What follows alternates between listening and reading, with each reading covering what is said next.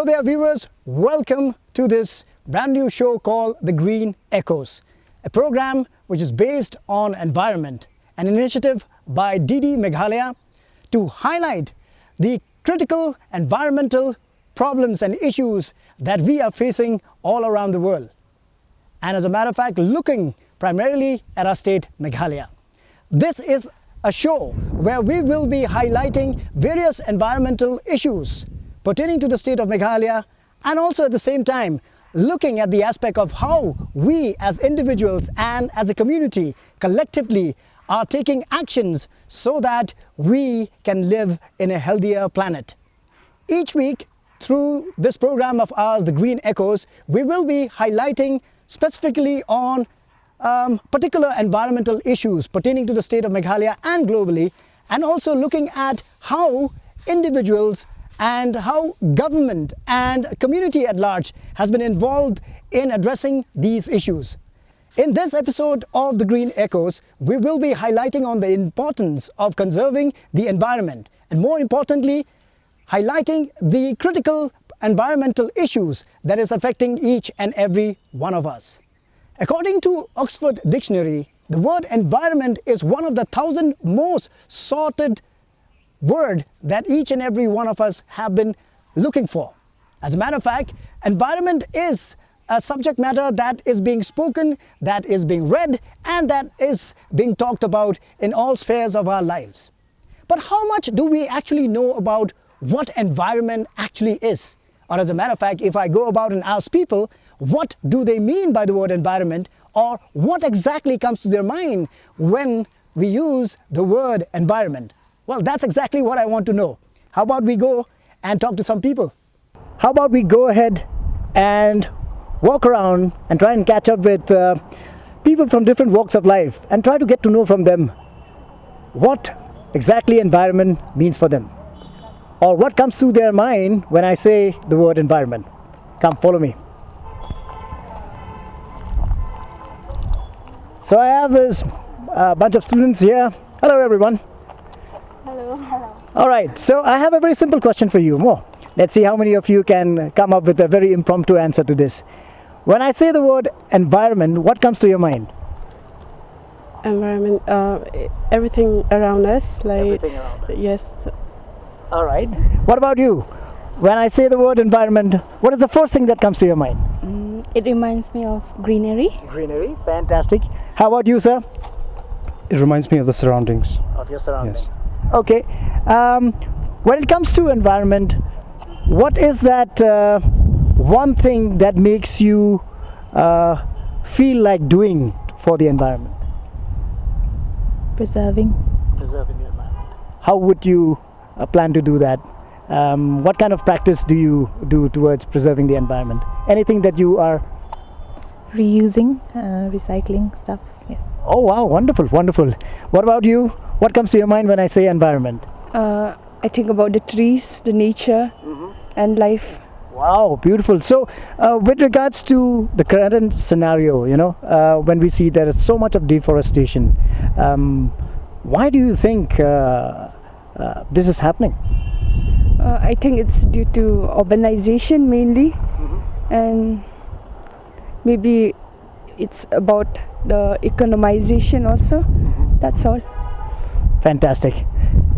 And so, we need to catch up with more people, and we'll go about and try and understand, do we really understand what the word environment means, and what is it that we all are in partake towards taking action towards conserving the environment. All right, so when I say the word environment, what is the first thing that comes to your mind? The trees. The trees. Yeah. Wow, the trees. At least we have a lot of them here in Shillong, right? Yeah. What about you? When I say environment, what is the first thing from your house that you think you can think of? My garden. Your garden. Wow. Tell me about your garden. Actually, it's not really my garden, but I'm helping my mom. She's planting lots of vegetables and all to do, like, so not buy from the market, not so often. Wow. So you have your own small kitchen garden. Yes. Wow. Great, great, great. How about you? When I say the environment, what is the first thing you see that is affecting the environment? All right. lack of conserving energy, the resources here, and then the pollution from vehicles around here. Yeah. Wow, thank you so much. Tiap bang ngaong ini kentin Mariang, kay kata kaban kong kabawan na kajing mo jubur khan jongpi. Kamariang kadai kaba ublay ula ayangi kaba itanan kaba ipu kaba iping kaba ngiyo kaba ngila mangi kiberiban pendan kam kaba la ais ngobhada ublay katang kadai kamariang. Tiap ba iyong ba kadi kajing ayong ublay kay bat kaba PE kaba lakta ya kamariang hakini kisngi kaba pilala penyi bansaki.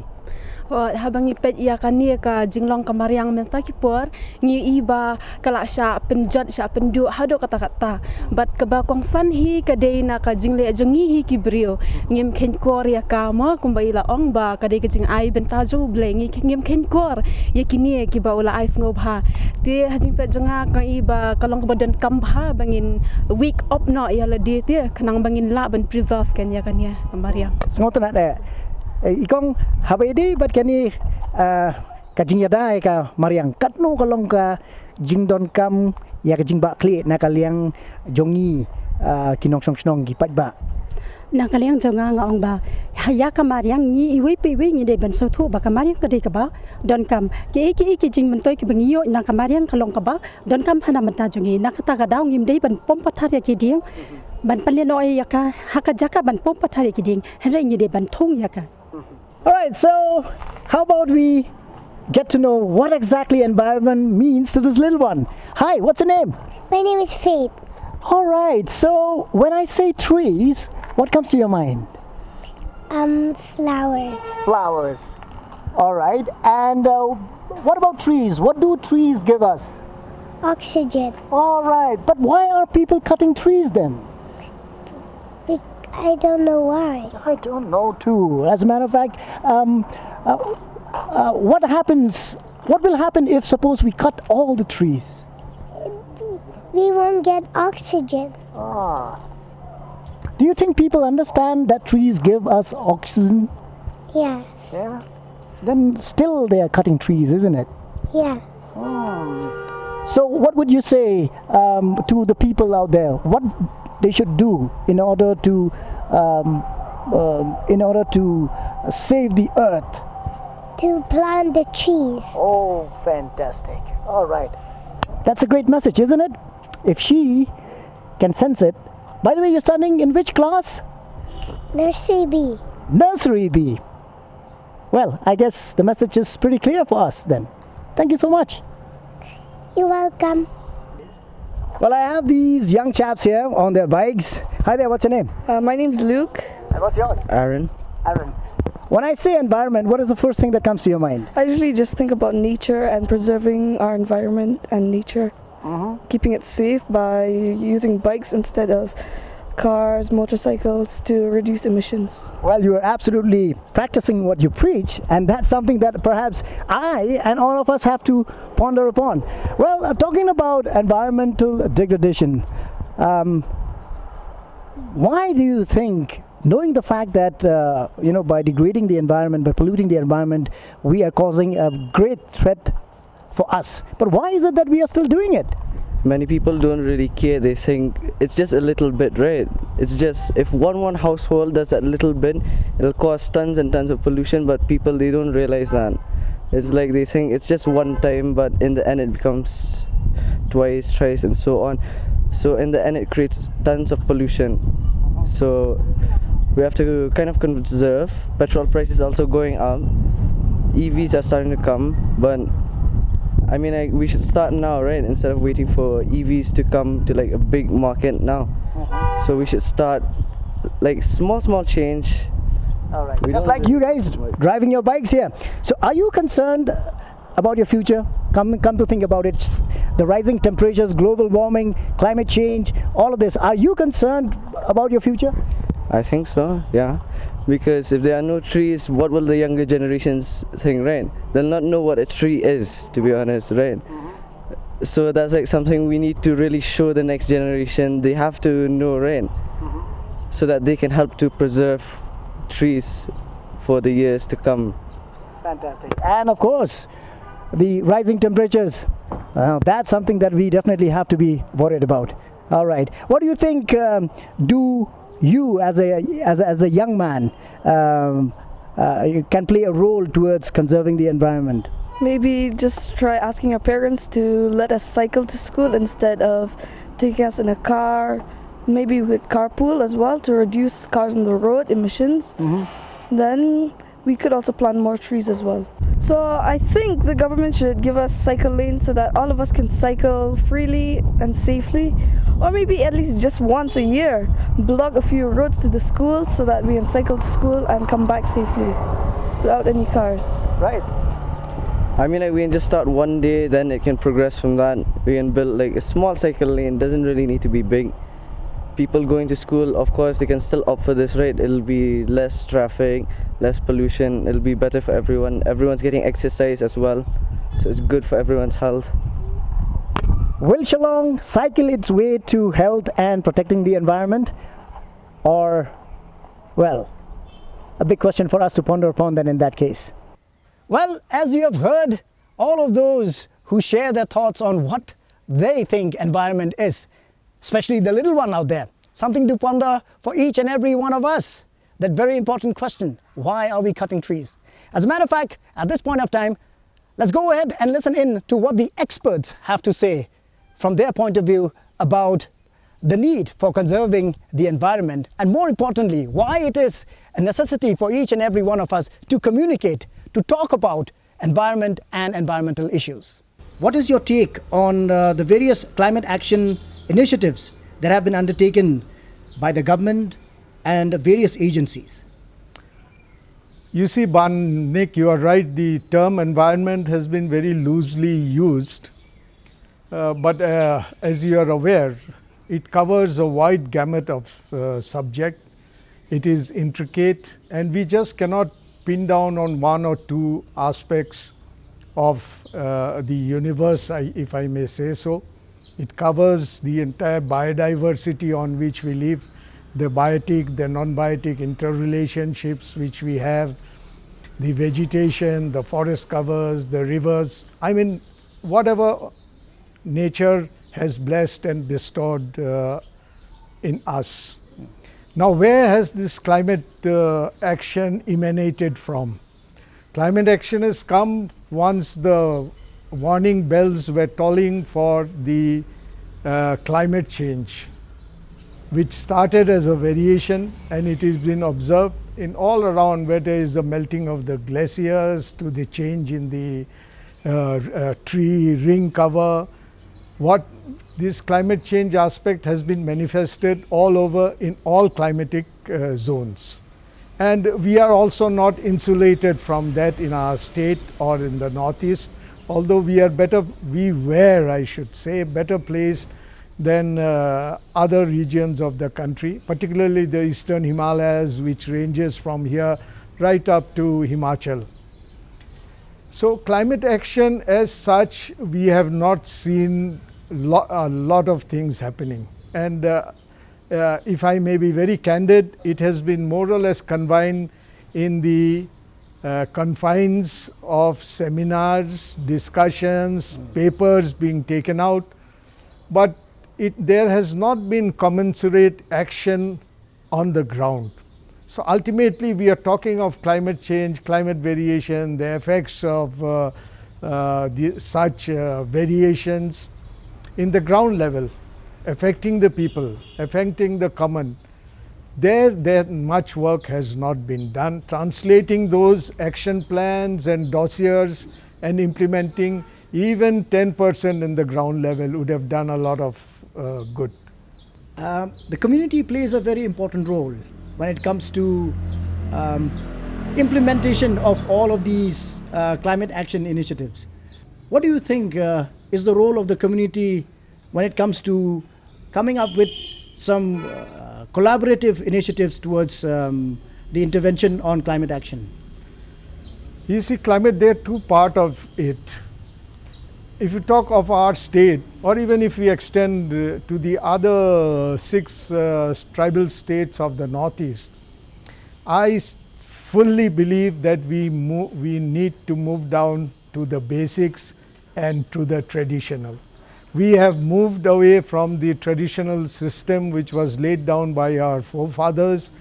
You go to the villages, you see today we are talking of conservation, we are formulating our own modules the world over, but you see the basic module which existed. You go to the village level, in the Shnong, Dong level, in the rural areas, you see these Lao Lingdo, Lao Kintang, Lao Niam, all these types of conservation techniques which were used. What are those?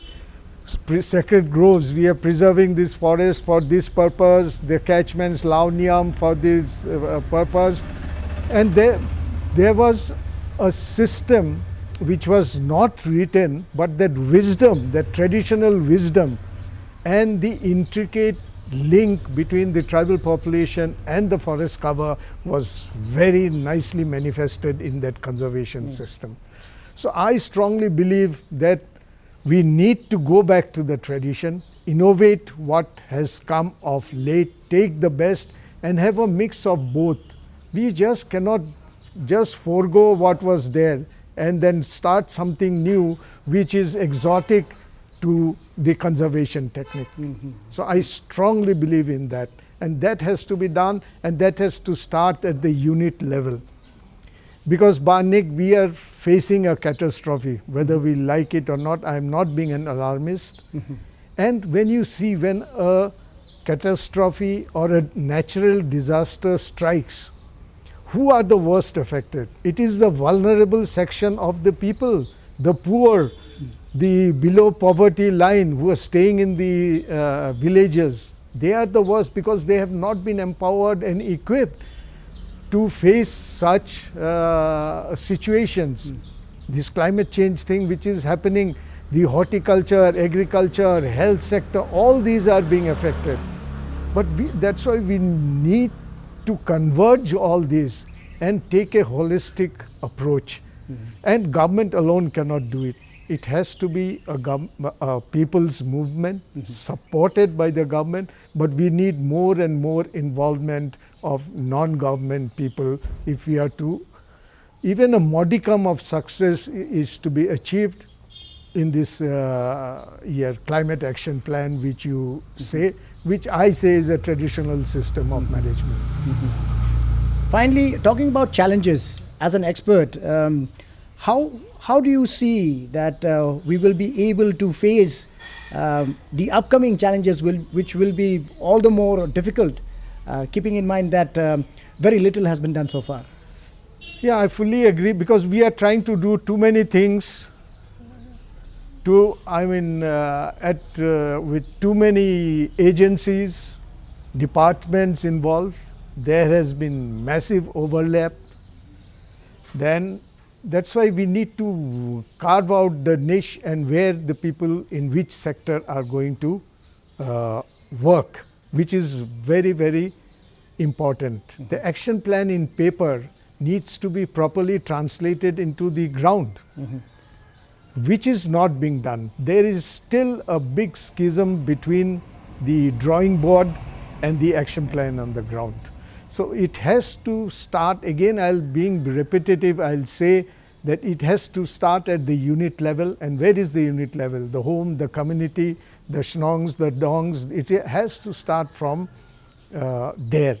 And monitoring aspect, you see we have a lot of laws, legislations, like my authority.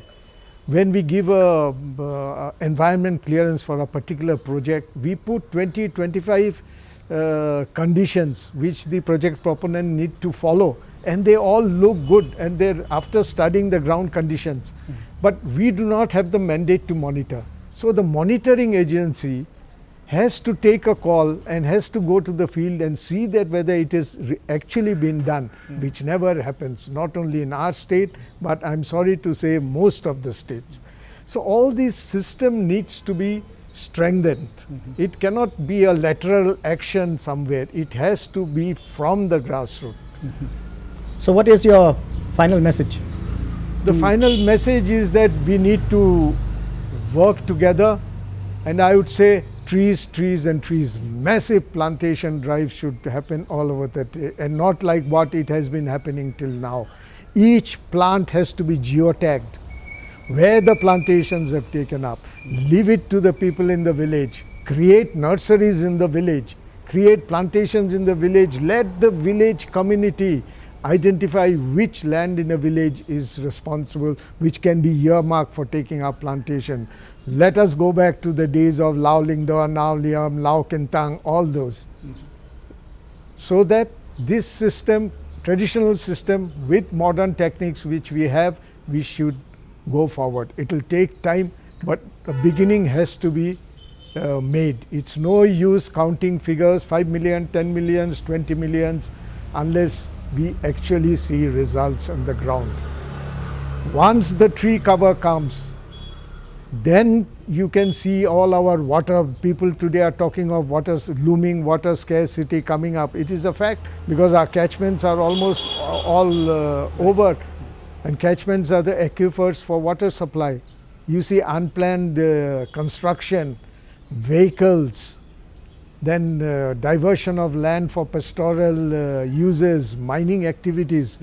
All these are impinging on the environment, and we are not doing any action to even reduce, forget about eliminate, even reduce and take care of at least one of the factors.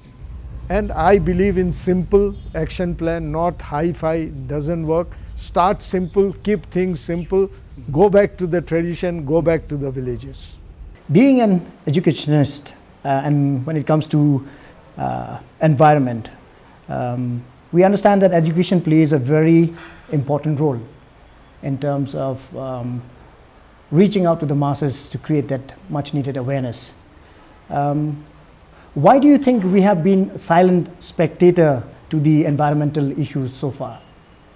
I think, for us, especially in this region, we have taken environment for granted because of, the many good things that the environment has bestowed upon us. We don't care much. We think that what we do does not affect others. So either if we pollute the drain or if we throw garbage on the street, we think that it doesn't matter because it's not affecting me personally. So this attitude, I think, needs to change, and it's important for people to be aware of the need to bring about a change in their way of thinking towards protecting the environment. Behavioral change is one of the prime aspects towards people's action, and when it comes to protecting the environment, education would play a very important and significant role in terms of behavioral change. What would you say about the role of education here? This being a teacher education institute, we do talk a lot about environment to the student. There's also a subject on environment that the student can opt for. And we also make a campus as much as we can environmental friendly. We try to make it a plastic free environment. That's one of the things that we do also in the college. But besides that, we try to bring about that awareness and inculcate the habit in our teachers so that when they go back to the school, they can bring this awareness, create this awareness to the students that there is a need to protect the environment. And when we talk about protecting the environment, which I tell the students all the time, I would use the word conserve rather than protection, because protection is a little bit difficult. But conserving, we can use what we need, but not to the extent of depleting the resources of the environment. So I would, from time to time, bring this awareness to the student, especially when they go back to their classroom, to create that awareness that environment is important. And you all are aware also that environment is a subject that is taught in all the classes in the school level. But I think we need to be more serious about it, because environment is just taught as a subject with not much focus on it. But I think if we give more focus on the subject, then it will have more impact on the students as well. Right, ma'am. And in what ways do you see education and with regards to the implementation of new education policy, how important a role education plays in catering to environment, especially as a medium to be able to create more awareness among children? That is And very, youth. very important. And I see, if you look around, I see the present director of school, Diesel, is going around trying to inculcate, the need to have kitchen garden, and if we start with something like this in a school, I think it will create a lot of awareness on the importance of the food that we eat, on the importance of, knowing how to protect, because when you look at our young children nowadays, they are not aware of our seasonal fruit, they're not aware of the local vegetables, but they are aware of all these exotic fruits and vegetables and flowers. So I think it is time that we teach our children, now it's the time that you can eat sop here, that you can eat local peaches, the local fruits that are available. Why don't we encourage our children to eat these fruits or to eat the vegetables that is available for us? Like for example, which people will call them as exotic herbs, but in fact these are things that we have been eating, but our young generation are not introduced into it anymore. So I feel education plays a very important role, and NEP talks about it. Contextualization, all right, bringing your local culture, bringing your local environment into your classroom. So I think this is what education is all about, and as teachers I think we need to talk about the importance of education and in relation to our local context. Ma'am, when it comes to the conversation on environment, what we have seen is that it is always during symbolic events that there is this hype about protecting the environment, conserving the environment, as you said. Why is there this lull about conversing about it or having conversations about it? As I've said at the beginning, Nicholas, because people take the environment for granted. I think you've seen that Operation Wak Kaliar, it's been going on for so long, but how many of us are involved in that? Every 2 weeks that they go and clean, you'll see a huge junk that is being collected. Look at Jiva, who's trying so much to beautify Shillong, but on top of it you will see people dumping all the dirt or stealing away all the flowers. We don't have that concern. And when you look at our rivers nowadays, you look at deforestation, look at the forest fire that is happening now. And all this while we think global warming is not real. But what we are experiencing in Shillong now, I think we need to ponder and think a lot about the desecration that we are doing to the environment. It's time that we should start from our family to teach our young children to protect, to love the environment. Because sometimes what happened, I think you very much see this all the time. People will eat something and then they will just throw it carelessly from their car. There's no care about whether it's a public places or it's a road, but I finished eating, so I will just throw it off. So I think each and every one of us need to be responsible, and I do believe that an educational institution plays a very important role in bringing about this awareness, because until and unless this awareness is there, and if this awareness has to be translated into action, as we always say, it is only when it touches us, when we feel it, then only we can bring a change. So I think education should come to that level to make us feel what we are doing to the environment is wrong. Ma'am, finally talking about challenges, what according to you is one of the most distinct challenge in moving people actually towards awareness and awareness of action? What do you think according to you? I think now the biggest challenges, I think we are too individualistic. We only care for ourselves. So if my place is okay, my backyard is fine, we don't care about the others. So I think this has to be a collective effort. It has to be from home, educational institution, the Shnong, even the religious institution play a very important role in also creating an awareness. And I think they did that by having that clean in and around Laimukra and different part in Shillong, to bring that awareness that there is a need to make our environment clean, not only clean in terms of being beautiful, but also safe for our future generation.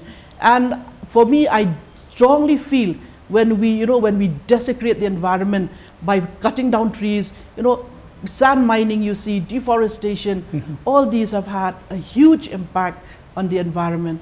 So I think it's time that we should come out, we should speak out. If we see an offender, we should have the courage to tell them to stop doing it. Only then I think it will make an impact, or an overall impact on the environment. An individual who has been involved in spreading the much needed awareness. More importantly, someone who is action oriented and has been involved in cleaning the surrounding and picking up trash from across, and more importantly, creating a source of livelihood for people who are addicts, people who have gone through a tough phase of life, and trying to provide rehabilitation for them. Bak Kanjing, what sparked you to begin this cleanliness initiative of yours? Well, what sparked me to begin this initiative was that number one thing is the responsibility of people in maintaining the earth, maintaining the environment around us. Another, in fact, I have three things with me. One is sanitation, because we need cleanliness around us, around our environment, because we have seen its effects during the time of Corona, COVID-19, how it has affected our lives. Okay, sanitation, transformation of the environment around us, because right now it's in a degradable state. And then income generation, because through this, people they can earn their source of livelihood with the scarcity of jobs these days, and especially people from the BPL and those who have come back, from the addiction, from all the bad habits. So mostly people won't trust them in giving them a responsibility. So, well, out here you're welcome. So our themes, as our theme goes, rejected people picking up rejected stuff for recycling, with the hope of recycling their own lives. How has been this experience ever since you have started this initiative of yours? Though it is one of the most difficult tasks that for any common man to have this sense of responsibility and to take this at your scale. Well, the experience has been interesting, sometimes dejecting, and especially when when you're educated and then people look at you from a different angle. And one of the experiences that you get criticisms from everywhere, but I used to encourage myself, a lion does not listen to the voice of a sheep, so I let the dog bark. And of course there have been encouragement also from many other sources, particularly some of my friends, and then some organizations, of course. And one thing I'll say out here is that unless and until you have a liking for what you are doing, you won't be able to do it. So I like cleaning nature because I'm thinking for the future of my children. I'm not thinking for anything else. So that is the thing that has motivated me, and above all, it's God's call. Because unless you have that calling, no matter, even if the job, well, our one is not paying. Even if the job is paying, if you don't have a calling, you will never remain out there. So experiences, both good and bad. But the challenges are many, of course. Talking about challenges, as you mentioned, what are the key challenges that you have faced, in this initiative of yours? Well, the challenge is that no matter how many awareness programs we create, no matter how many times we have encouraged people to maintain cleanliness around them, they say yes. But in the end, they don't do it, because all they care about, of course not all the people, but most of the people, all they care about is the trash being removed from their own house, keep it outside, wait for the municipal truck or the shlong truck. Whether it comes or not, I don't care. I have left it there. The rest is blown to the wind, whatever it may be. So that is one of the challenges. And another is that people are not so responsive to coming to waste management. In fact, even the government also doesn't have a waste management policy till date. So sorry, after so many years of statehood, but so sorry to say this. There's no waste management policy, and people, they look at, people like us who go around trying to clean the place, taking out our time, sacrificing our family. They think that what they are doing is just for money. We are not doing it for money. This out here, how much? how much money will we get? We don't get much, but we are concerned about your safety, we are concerned about your health. That's why we are doing it. Concerned about the society so that the downtrodden will get work. So that's all. Very encouraging indeed. Talking about the initiatives that you have taken has also encouraged some responsible citizens to take up initiatives in their own.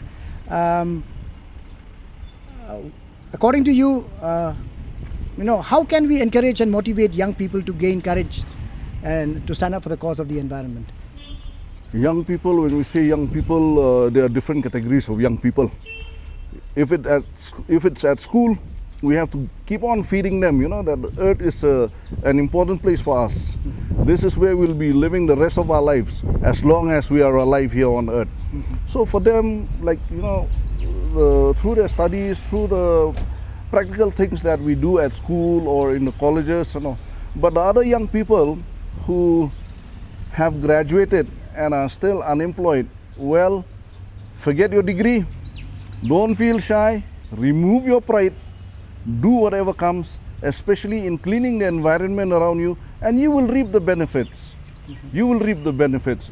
Like me, when I started this, I never thought that one day I'll be getting even a municipal vehicle from the municipal department. All I started was just a hobby, and then people followed me. And after they followed me, now, it has grown where we not only employ these downtrodden, the BPL youths, but also with them together we are planting trees, we are cleaning rivers, we are going to orphanages whenever we get old but usable clothes, we give them. And then, the money that we have extra sometimes after selling, we buy rice, we buy dal, we buy the dry ration, and we go and give to the orphanages and other needy people. So as you do it, you get that encouragement, you get that joy, and you get that satisfaction. But in case if you don't have a liking for this type of work, young people, please be concerned about the environment around you, because it's you. For us, we are doing it for you, and you have to do it for you, and even for the generations to come. So all I would like to say is, be it if you pick it up as a full-time, or if you pick it up as a time-to-time vocational for you, or as a social giving back to the society, please care about this environment, and please don't feel shy. Be an encourager, not a critic. I'm right now in one of the forest cover area right here at Risa Colony, and as you can see right behind my back, well, the recent forest fire has actually caused a massive devastation in this very place. Who is to be blamed? How did this happen, and what is the impact of it is something that each and every one of us need to ponder upon. Right about now, in this very program of ours, Green Echoes, let's have a look at what are the critical environmental issues that we are facing globally. One of the major concerns over the world has been the issue of global warming. Whether we call it climate change, extreme weather, carbon emissions, etc. It is now a fact that the temperature of Earth is rising. How many times have you heard your elders saying, Shillong was never this hot? Or someone saying, soon we will boil and have temperatures as hot and humid as the plains. We don't have to travel too far to experience global warming. For the last 40 years, we have seen the global annual temperature rise by 0.18 degrees Celsius. The bottom line of all these numbers is that our planet has been hotter than ever before. Global warming occurs when carbon dioxide and the other air pollutants collect in the atmosphere and absorb sunlight and solar radiation that have bounced off the Earth's surface. Normally, this radiation would escape into space, but these pollutants, which can last for years to centuries in the atmosphere, trap the heat and cause the planet to get hotter. These heat-trapping pollutants, specifically carbon dioxide, methane, nitrous oxide, water vapor, and synthetic fluorinated gases, are known as greenhouse gases, and their impact is called the greenhouse effect. Global warming causes climate change, which poses a serious threat to life on Earth in the forms of widespread flooding and extreme weather. Even though the northeast of India is considered as the lungs of the country with huge expanse of land still under green forest covers, but contrary to this fact, are you also aware of an alarming news that became a big news headline in most of the national media recently? According to the report released by the Center for Research on Energy and Clean Air titled Tracing the Hazy Air 2024 in February 2024, Meghalaya's Bernihart was declared the most polluted city in India in the year 2023-24. Air pollution in India is a pressing issue with hazardous health effects. Vehicular emissions, industrial waste, smoke from cooking, construction, crop burning, and power generations are among the biggest culprits. From January 2023, a ban on coal usage in industrial and domestic units in the National Capital Region is enforced. Yet, India's air quality index continues on a dangerous trajectory, posing severe health risk. I would like to draw your attention to a recent report from the State Food Testing Laboratory in Shillong, which revealed that residents in 44 major localities in Shillong are consuming hazardous water. The water samples from these localities showed the presence of harmful organisms and high levels of iron, indicating that the water is unsafe to drink.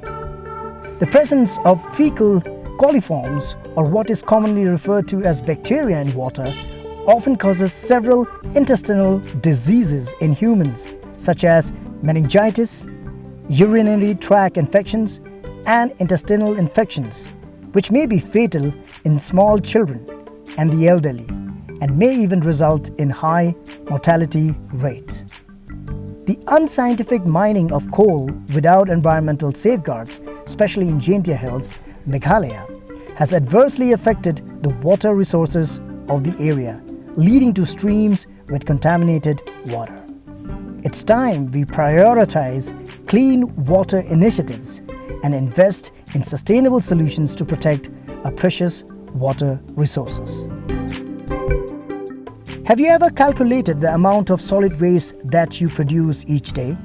As per many reports, on an average, a normal human produces about 1 to 4 kg waste. And that is true. If we look around us, the many things that we require and consume on a regular basis, most of it packed in several layers of plastics, which ultimately becomes a waste. India's rapid urbanization poses a significant challenge in waste management. With only 5% of collected waste recycled and 18% composted, overflowing landfills are a stark reality across the nation. To address these issues in 2014, India launched the Swachh Bharat Mission, a nationwide campaign aimed at achieving universal sanitation and cleanliness. With a focus on waste management and sanitation, this initiative has brought significant changes across the country. Through the Swachh Bharat Mission, India has intensified efforts to improve waste management practices by promoting recycling, composting, and proper disposal. The mission aims to reduce the burden of landfills and create a cleaner environment. The Swachh Bharat Mission aligns with India's commitments to the United Nations Sustainable Development Goals, particularly in ensuring access to clean water and sanitation for all. However, this isn't enough. It's crucial to develop long-term waste management plans and adjust strategies according to evolving lifestyles. Separating household and institutional waste at its source is a must and essential for enhancing recycling efficiency. The aim is to reduce reliance on landfills, which demands active community involvement. Plastic is everywhere. wherever humans have reached. Plastics have been able to make inroads, whether it is in the peak of Mount Everest or the cold deserts of Antarctica. Plastic poses a great threat to the environment. Each year, millions of tons of plastic waste end up in our oceans, harming marine life and ecosystems. Additionally, microplastics contaminate water sources, entering our food chain and potentially impacting human health. Plastic pollution also contributes to habitat destruction and disrupts the balance of delicate ecosystems. In a very simple terms, biodiversity laws can be understood as the laws of life on Earth. Biodiversity loss happens when plant or animal species disappear completely from Earth, which is also understood as extinction, or when there is decrease or disappearance of species in a specific area, which is also known as endangered. Northeast of India, and particularly Meghalaya, represents a vital of the Indo-Burma biodiversity hotspot. This hotspot is one of just 4 in India and 34 globally, highlighting its significance in global conservation efforts.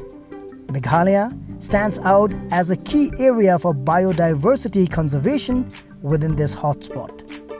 Its lush landscapes and diverse ecosystems harbor a remarkable array of species, making it a treasure trove of biodiversity. What makes Meghalaya particularly important is its high level of species diversity and endemism. The state's unique flora and fauna contribute significantly to the rich tapestry of life on Earth. With its unparalleled natural beauty and ecological significance, Meghalaya plays a crucial role in preserving our planet's biodiversity for future generations. Several studies across the world also celebrate the role of indigenous people as expert stewards of the environment and in fostering biodiversity. However, despite this critical role, few nations recognize this traditional wisdom. Safeguarding the rights of the different indigenous communities and knowledge is essential for preserving ecosystems and human health. It is no surprise that the biggest contributor to climate change is deforestation. Deforestation poses a significant threat to the country's biodiversity and environmental stability. Rapid industrialization, agricultural expansion, and urbanization have led to extensive clearing of forests. One of the primary drivers of deforestation is the conversion of forest land for agricultural purposes. Farmers often resort to slash and burn techniques, or what we popularly know as Jhum cultivation, to clear land for agriculture. Additionally, logging for timber, mining activities, and infrastructure development contribute to the loss of forest cover. Deforestation not only impacts biodiversity but also has serious consequences for climate change. Forests act as carbon sinks, absorbing carbon dioxide from the atmosphere. Their destruction releases large amounts of carbon dioxide, contributing to global warming and climate instability. Besides, deforestation leads to soil erosion, loss of water resources, and increased vulnerability to natural disasters like floods and landslides. In this episode of ours, we have highlighted the core environmental issues that are affecting our lives and the environment. And more importantly, it is also a call for each and every one of us to voice out and to stand up for the cause of protecting our environment. It is also an effort from us to be able to look for viable solutions to this problem, which is a threat for each and every one of us, and especially for the future generations to come.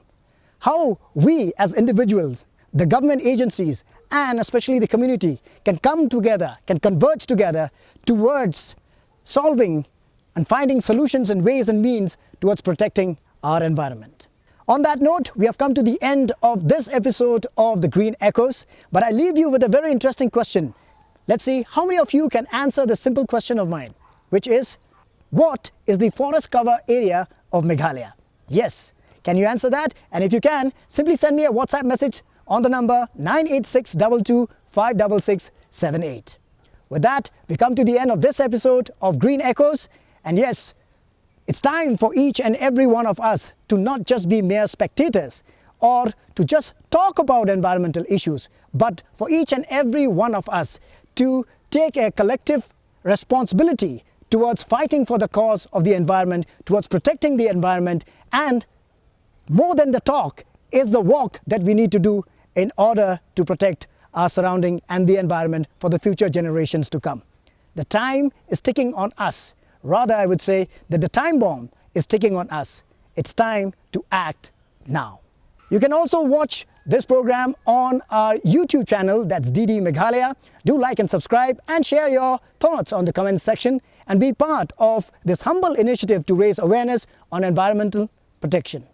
On that note, we have come to the end of this episode of the Green Echoes. This is Nicholas J. Karnami, aka Nicky J, signing out and, well, putting up a word for each and every one of us out there. Let's be the change that we want to see.